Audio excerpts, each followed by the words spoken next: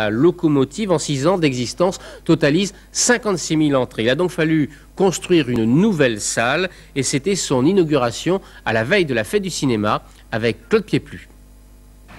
Au commencement était un petit cinéma itinérant fonctionnant toute l'année dans la presqu'île de Rhuys. Et puis ce cinéma a voulu se poser, un pari un peu fou, dans un ancien garage pour locomotive.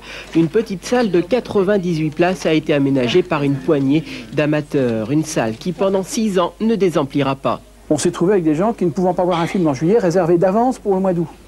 Ce qui demande une gestion absolument invraisemblable, mais qu'on faisait volontiers pour arriver à des satisfactions aux gens.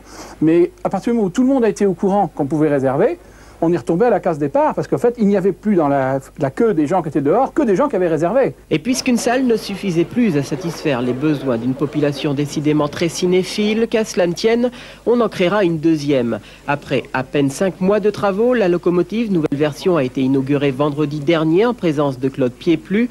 Quand on voit un tel déploiement de luxe et de confort, qui ose encore dire que le cinéma se porte mal? Ça prouve qu'il y a du dynamisme, de la vitalité dans le coin et que le cinéma ne peut qu'y gagner à la fois et pour le public, pour les artistes et pour l'industrie cinématographique elle-même. Oui, ça c'est la preuve que le cinéma ne demande qu'à vivre dans les endroits apparemment les plus isolés.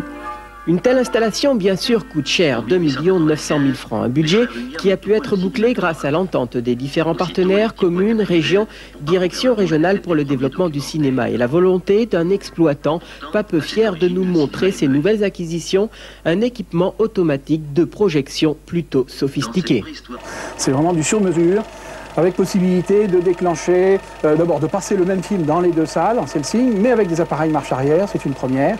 Et on a donc des pubs vidéo qui s'intègrent dans le programme de cinéma et les automates vont gérer tout ça pour permettre de repasser à la lumière, à la demi-lumière, remettre les appareils en marche et tout ça avec la marche arrière et le selfie. Avec de telles installations à Arzon, le cinéma se fête désormais toute l'année.